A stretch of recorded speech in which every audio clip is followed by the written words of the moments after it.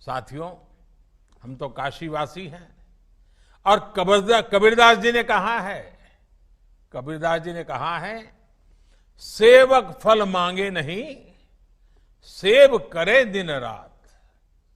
सेवा करने वाला सेवा का फल नहीं मांगता, दिन रात निस्वार्थ भाव से सेवा करता है।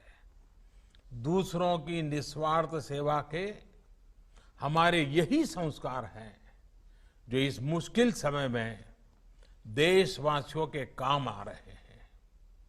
इसी भावना के साथ केंद्र सरकार ने भी निरंतर प्रयास किया है कि कोरोना काल के इस समय में सामान्य जन की पीड़ा को साझा किया जाए, उसको कम करने के लिए लगातार कोशिश की जाए। गरीब को राशन मिले, उसकी जेब में कुछ रुपये रहें, उसके पास रोजगार हो और वो अपने काम के लिए ऋण ले सके। इन सभी बातों पर ध्यान दिया है। साथियों, आज भारत में 80 करोड़ से ज्यादा लोगों को, यह आंकड़ा बहुत बड़ा है, 80 करोड़ से ज्यादा लोगों को मुफ्त राशन दिया जा रहा है।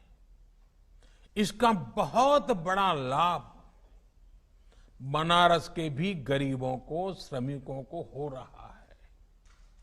आप कल्पना कर सकते हैं कि भारत अमेरिका से भी 2 गुनी आबादी से, यानी अमेरिका की जो टोटल जनसंख्या है उससे डबल लोगों को एक पैसा लिए बिना उनका भरण पोषण कर रहा है। और अब तो इस योजना को नवंबर अंत तक, यानी दीपावली और छठ पूजा यानी 30 नवंबर तक इसको बढ़ा दिया गया है।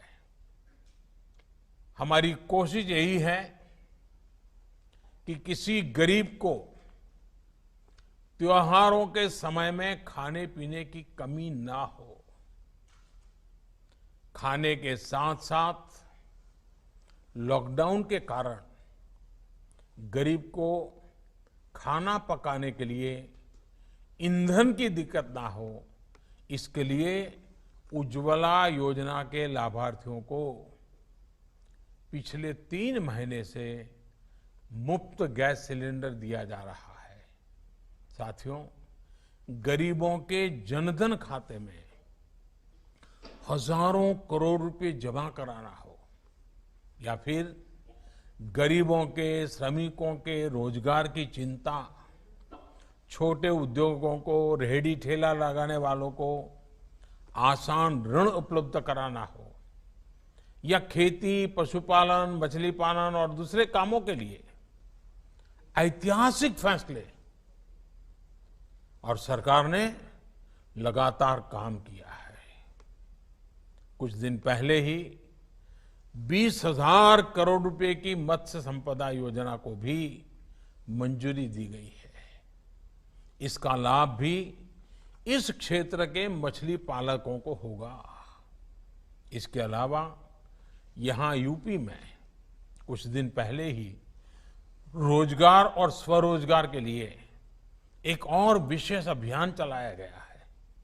इसके तहत हमारे जो हस्तशिल्पी हैं, बुनकर है, दूसरे कारीगर है या फिर दूसरे राज्यों से जो भी श्रमिक साथी गांव लौटे हैं, ऐसे लाखों कामगारों के लिए रोजगार की व्यवस्था की गई।